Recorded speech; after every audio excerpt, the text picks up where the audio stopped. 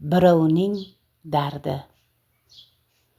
Pul so'rab kelganga pul bermaslik gunoh emas.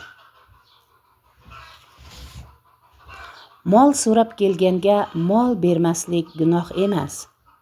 Amal so'rab kelganga amal bermaslik ham gunoh emas. Ammo shifo tilab kelganga yordam bermaslik, huzuringga har xil odam kelishi mumkin.